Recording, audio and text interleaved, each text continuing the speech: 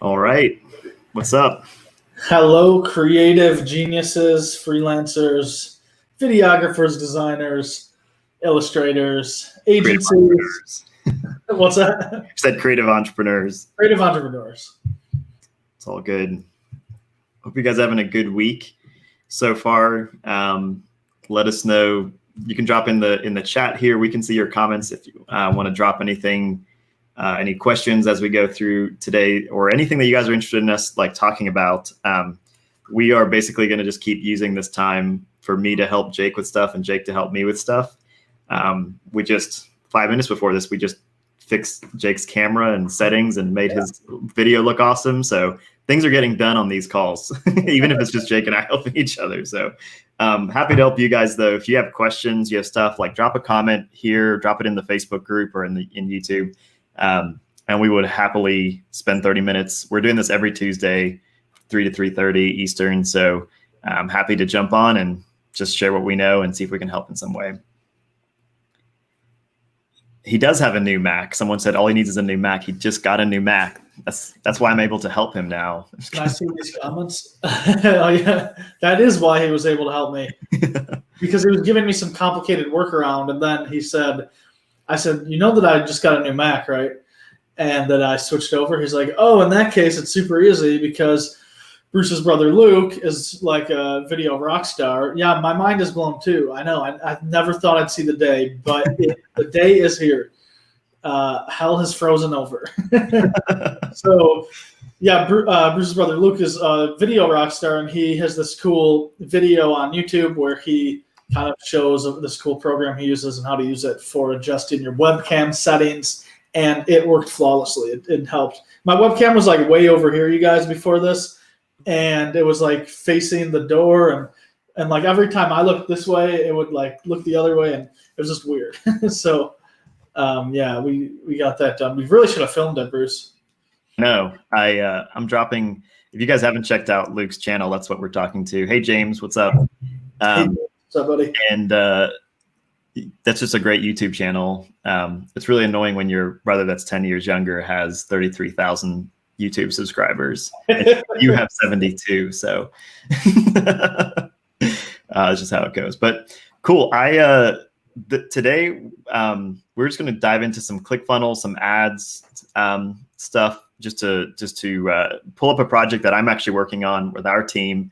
I was chatting with Jake about this issue. We've got a funnel we launched over the weekend. We're running some ads to it. We've spent about $40-50 on ads, and we have got 60, 70 people that have clicked through, gone to the page, and nothing's happened. Like no one's opted in, no one's doing anything. So we thought this would be kind of a fun story. It's like basically when your funnel is not working or when your ads are not working and you're spending money, you've got the funnel going, you're doing all the things that you know to do, and there's no results. Like, what do you do next? So we're going to try and tackle this in a way that's helpful for people. Ask questions as we go.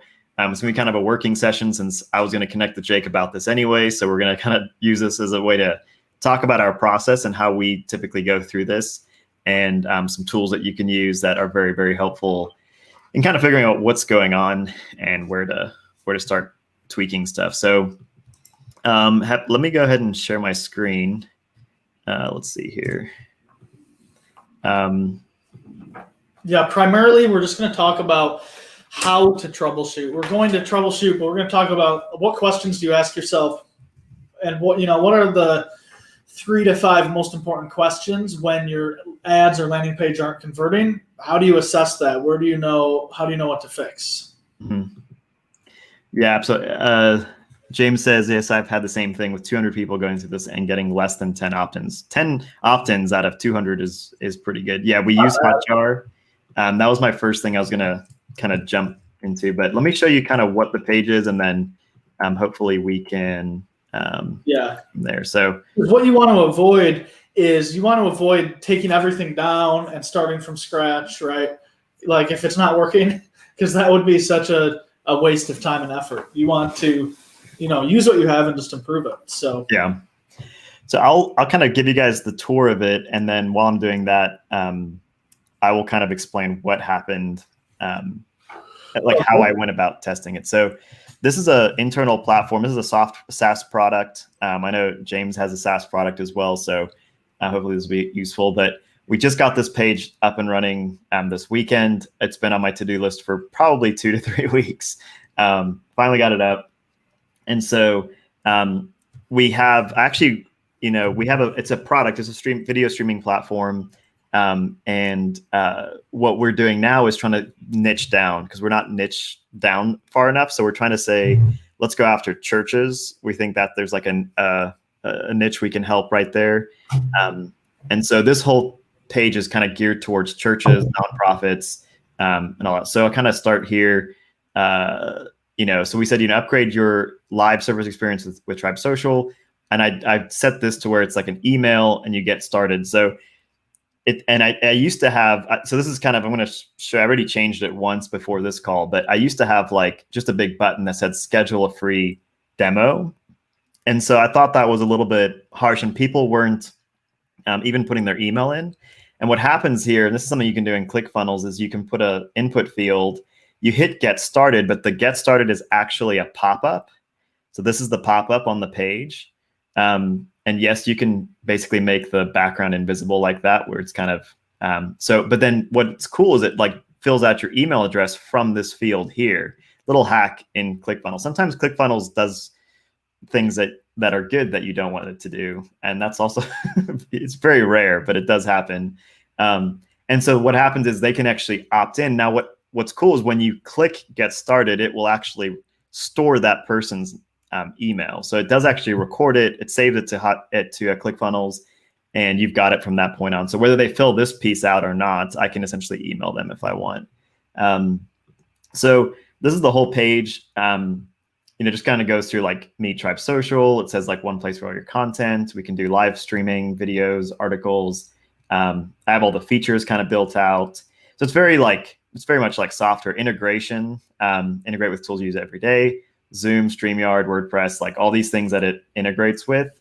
Even a little diagram of like what your live video experience could look like. And just all down the page, it's just like ways to opt in, like why we actually built another streaming platform. So a little comparison to YouTube, Facebook, Zoom. And then, these are kind of the main things that we improved on, and then just talked about some of the people that we've worked with. So that's the whole page. It's pretty simple. And I did go through Hotjar, and we did go through, and I'll pull this up. I actually had it signed in. So that's the first thing. Yeah, install Hotjar. You can install it pretty much on any website or funnel tool. And here I was able to, let's go here. So I've got heat map. And so this is very common. I think we talked about this last time, but like everyone, 7 taps on the Tribe, so like on the logo there. So that's hilarious. And then kind of going down the page, you can kind of see where people actually tapping on this video. Maybe they think, so there's like all kinds of weird things that are probably not working from a user experience. You're kind of wanting to just make sure like where you're looking for things where people got stuck, and then all you do is try and remove those things where people got stuck.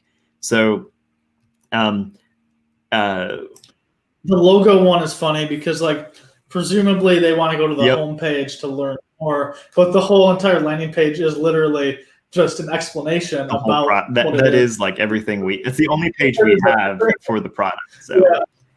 You couldn't get more like, definitive than that. Yeah. But this happens a lot. And we've actually, I think we did this even for a client that we did last week, and I ended up hiding the logo completely up here. So it just had the text, and it kind of forces people into the thing, because we're so used to seeing those logos as web developers or web designers. But anyway, so that's that. So it's just kind of removing a few things.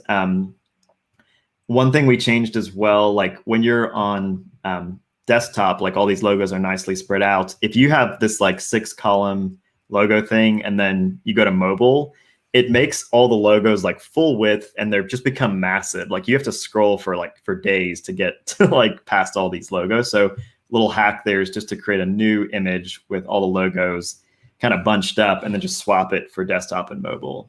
This little hack. So that just reduces the amount of space there. But also just kind of seeing where, like, yeah, people are clicking there.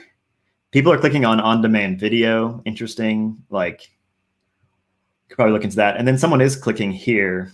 Now, what I am seeing already just by looking at this is that I have this like opt-in form, and then on mobile, I think I forgot to put the input field. So that's gonna be one thing I should fix. Yeah, so that's the page, and that's kind of how I went about optimizing it. Yeah, and I think like this is something that is very iterative. Like you've got to kind of change something, let a batch of people come in. You know, there's kind of probably a sweet spot between how much you should be changing it and how often to change it. But we like, I don't know if there's a number. Like I think at least getting 50 to 100 people into the page is kind of, you know, or else like if you get 6 people click to your site and like no one's opting in, honestly, like I wouldn't change a thing. Like you just don't have enough data, because you may have a really good page, you just don't have enough people or the right people. So we'll talk about the ads in a second, because that's actually what I wanted to get Jake's input on. Just make sure that we're getting the right people in. So that's kind of it's kind of getting both these things kind of balanced, just between getting the right people there, but also making sure the page is going to convert people correctly. Getting enough people before you start going crazy with changing stuff. Yeah, any thoughts on that, Jake? I know you've just gone through this process as well with your own product and course.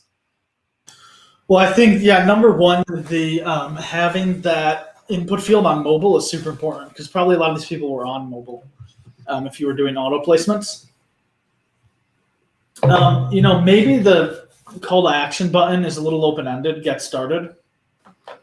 I could see maybe that's people are thinking, okay, well, what does that mean? Is it to maybe say like, you know, send me info, or and what are you pushing for? Kind of them to schedule a call, or what is the goal there?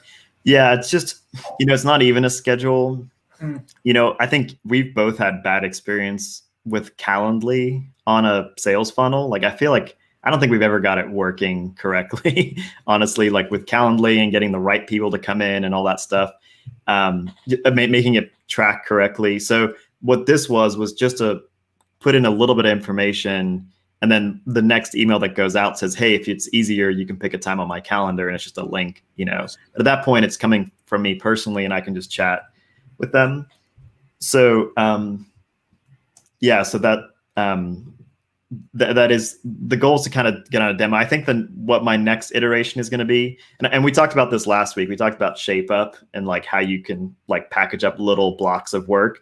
So this was the first thing: get a page up, try and send some traffic to it, and basically do all the things for this page. Run the ads, you know, post it, share it, you know, get it out there. Essentially, get the first page out there. Going through that process, I realized like I probably could actually record the demo of the product and just say, hey, like watch the demo, you put your email in, hit OK, and then I'm like into a video. Like it's probably going to be a better use case, but that's going to require me recording something and taking time to like think about what I want to say. So that's probably my next iteration. People can just watch, because it's kind of a confusing thing to explain just on a page. I mean, we try to capture it as best we could. Right. But when you kind of see it, and you kind of see it in action, people kind of see what it's about. So, well, I think you did a good job on the page. Like, to me, it seems like you explain it really well. I just think it's a confusing thing to ask someone to click, because it's like an integration, like a technology stack. It's basically like kind of like a tech stack or a solution, where you're kind of stacking up some different systems for them, like a live stream component, you know, a production component, etc., a chat. And so it's like, which, you know, obviously it's all in one, like the stack happens on the back end, but to them, it is like you have to convey that you're replacing all these things. So I think the call to action is, it's like, I would maybe look at Get Started and see if like you could do, like test out another one, like maybe even just learn more, you know, or gotcha. send me info, or you know, I want to talk to someone or something like that. Gotcha. That's good. Yeah. Yeah, I'll try that for sure. That's a good idea. Cool. So that would kind of be, I think the page itself looks really good though, man. Like you did a good job describing it. I don't think there's a ton that, like, it seems really clear, all the benefits. Awesome. Yeah, and you kind of know a little bit about it, so that's helpful to see kind of your view of it. But and this is as well for a SaaS product. I mentioned this for James as well, but like little like when you're on desktop, this is kind of the traditional like I feel like every SaaS product has these kinds of links at the top, like features, integrations, schedule a demo. So those, like, I try to copy that so it feels very SaaS like. Now on mobile, I just hid all that. But that was one thing I think is working well, at least from, I want to always make sure that it fits the design. I'm thinking a lot of it from the design standpoint. So I want it to feel like another SaaS product, if that makes sense. People are familiar with that. Yeah. Thanks. James said it's a very clean page. Appreciate it. It definitely feels like a SaaS product. Yeah. Yeah. Cool. And I'll just jump in here real quick to the ads. And just to kind of show you, so we got 68 clicks. Let me jump back here. We're getting about 56 cent clicks, I think. And the way that I did this, and I think we have Adam and a few people on this that are probably targeting a similar audience as well. So that's why it's maybe worth just looking at this, because this will probably help a few other people if they're trying to target kind of church leaders, church decision makers, that sort of thing. And this is what let's see here. So I targeted people that are in that range. And I said, I basically had like 3 levels here. I said, like, they're interested in live streaming, videography, or video production. They are a Facebook page admin or business page admin, and they're interested in all this like Christian stuff. So that was just one thing. I don't know what your thoughts are on that, because the size is only 150. I would think it's possible that a lot of them are not admins. Like, okay, going after pastors and stuff, or are you going, like, I think even a lot of people in leadership aren't admins, to be honest. And I say that after having been in like hundreds of business manager accounts. Yep. Like, and so there's like, between working at Facebook and, having an agency, there's a common theme. Like, typically, most of the decision makers are not actually in the business managers. Obviously, if you're a solopreneur or something, then yeah, of course the decision maker is. Mm-hmm. When you're talking about something at an organizational level, it's usually going to be like some interns, social, maybe a girl doing social media management, and then like typically it'll be then like one position in more of a leadership role, or one person in more of a leadership role. That could be your director of media or something, and usually like it's almost like always that formula, almost like every time. So I would probably strip out the admins, and just if you're trying to actually go after the leaders, which I think there's something to be said for going after the social media, the media people as well, even if they're not necessarily the decision makers. I guess it comes down to who's really the person, like who's the person that's going to make that decision. And I think it's a really interesting question. I don't personally know who that is. Adam might know. Is it the pastor? Is it the media director? Maybe it depends on the church.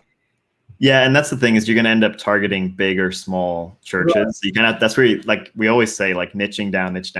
Like, this is the stuff that, like, if you don't get right, you're going to be targeting the wrong person. Like, totally. Not every church is going to. This is a high ticket offer. Like, this is a few $1,000s, ranging all the way up to $12,000. So this is not for everybody. So that's actually interesting, because now that you're saying that, I'm thinking that a Facebook admin, if the pastor is the Facebook admin, it's probably too small. Probably too small. Like, our church is like not huge, it's a few hundred people. I know that we probably would be a candidate for this. Like, we would be able to afford it and probably could really benefit. How big is the church then? How big? I want to say maybe like 300 people. Okay. 400.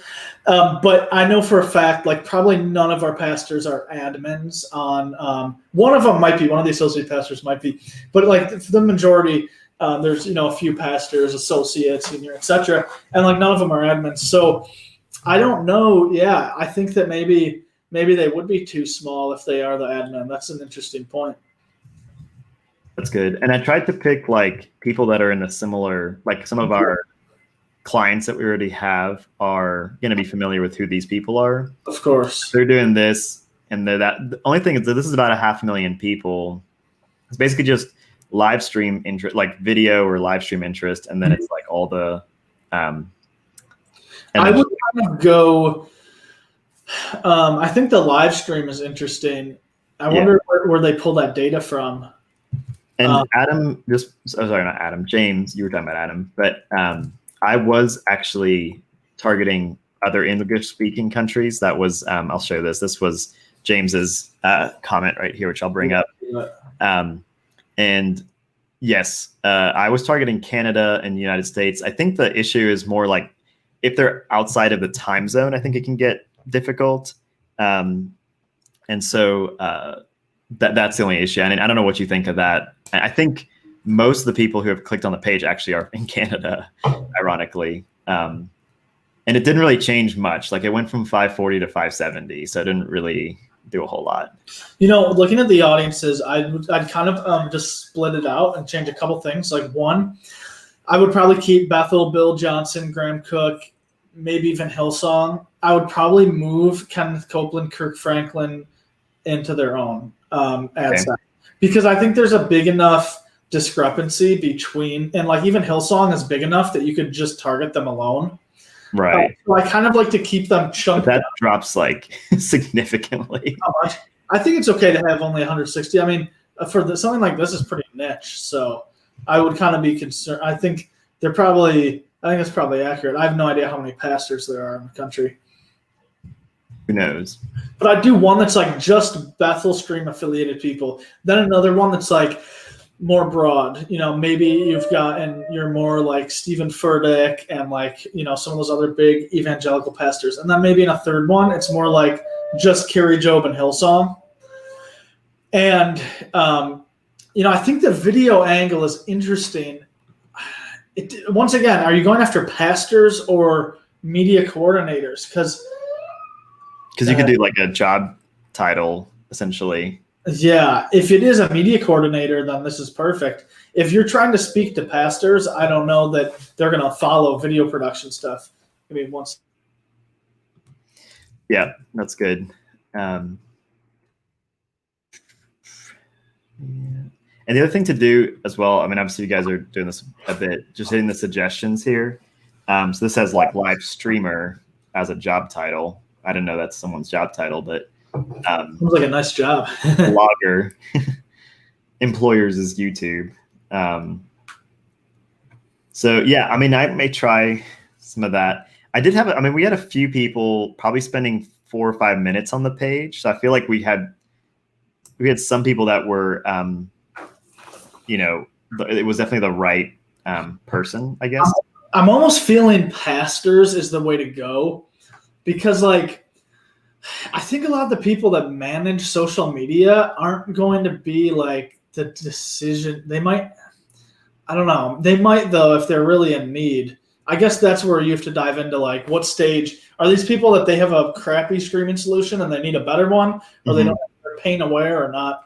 I think, and I realize it's not just a streaming solution, but, you know.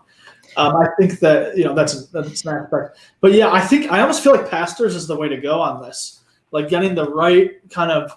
Yeah, and I did this one as well.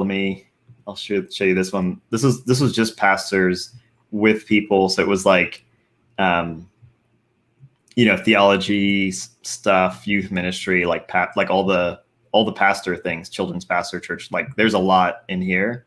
And then I just niched down on pretty much anyone in our stream, and that only came down to like 30,000, and we probably had like 2 clicks on this one. So it's because the audience is probably too small. Like, should I just delete this? Just do one layer of stuff, like just do target this role. Facebook's so smart now, man. I would do like Bible or like maybe something a little more broad, like Hillsong, something huge like ministry. Yeah, Bible. I could just delete this because I was narrowing it down to the stream as well. I could just like just delete that layer, and this is still 100,000 right here. I think that's good if you just delete that layer. So if I update this group and there are ad sets that are using this audience, will they update? Yes, they will. Cool. Very helpful. I think that's an improvement off the bat, just kind of changing these couple things. Mm-hmm. And then, maybe one that's like something about seminary or like, Yeah, I mean this one had all that stuff in there. Like all the. I missed some of it. There's a lot. Yeah. Gotcha. Pretty much every kind of theology, ministry, children's ministry, youth ministry, like all the things, like church administrator, anything even down to that layer. So cool. Well, that's helpful. I will connect this up, and as well, just a little like what I'll do here is I duplicated this. I'll just change this out to the new audience I built, and this should be done. So again, like this just took 15, 20 minutes. We like tweaked a few things on the page, tweaked some things on the ads.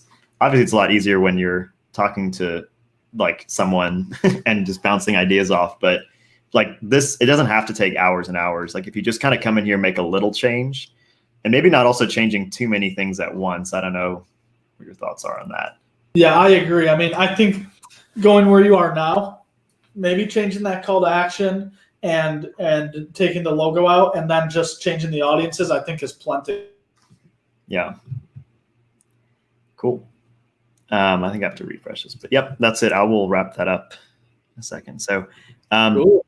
I did offer for Andrea to jump on, and she had a quick question about some ClickFunnels stuff. So we'll do that in our last like 5 or 6 minutes. If you guys do need to jump, sounds good. That's totally fine, but we're just going to help her out. Here we go.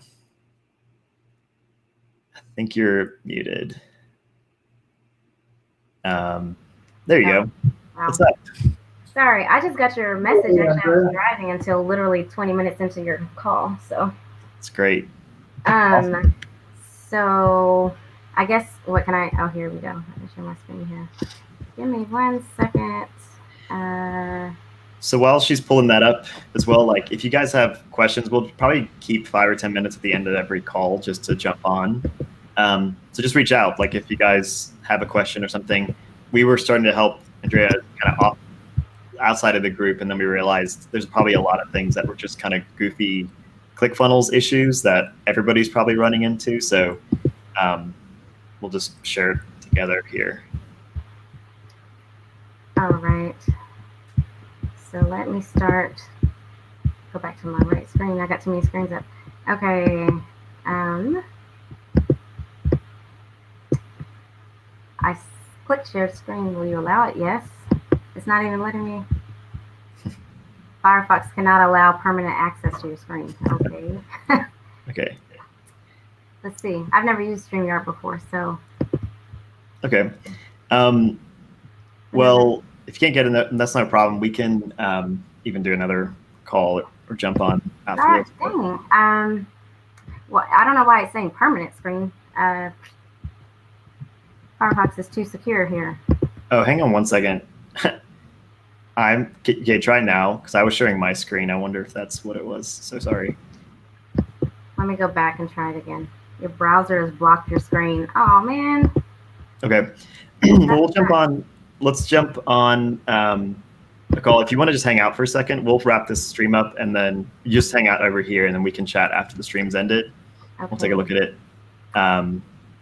James says that ClickFunnels has fixed a legacy issue it had with GetResponse previously for those who use their service.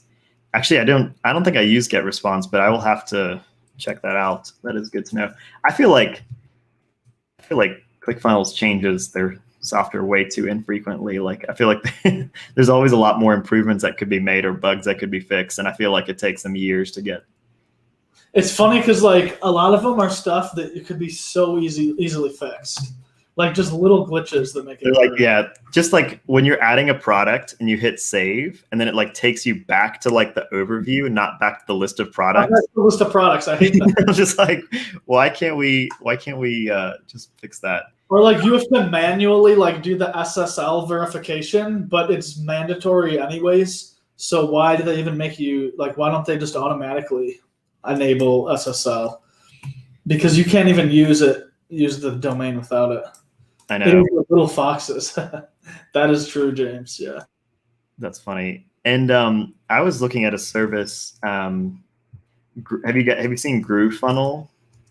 I'm not like endorsing this because I know so little about it. But Yeah, I think I bought the lifetime or the free lifetime. yeah, it's kind of interesting. And they kind of, are bragging that they're the fastest growing funnel builder, but they have a free account. So I'm like, that's not really fair because they basically passed 100,000 users, but I don't think it's 100,000 paid users. I'm pretty sure ClickFunnels has 100,000 paid users. So that was my only thing. I saw them say that, and I was like, well, that's not entirely true, but it's fine. It still looks pretty cool. I have not played with it. I have some friends that are trying it, and if you guys are looking for other stuff, I think it is cheaper. But anyway, I say all that because I was like, ClickFunnels, I feel like should be releasing more stuff more often, and I feel like they just every few months they jump into that. So cool. All right, is there anything else, Jake, you want to jump into? That was super helpful. Cool. Looking at my stuff. Maybe next week we can look at something from you. Yeah, sounds good. I'm sure I'll have something. Cool. So yeah, sounds good. And guys, as always, tag me in the comments or let me know if you need any help or clarity. Cool. That sounds good. Cool. See you guys. Talk soon.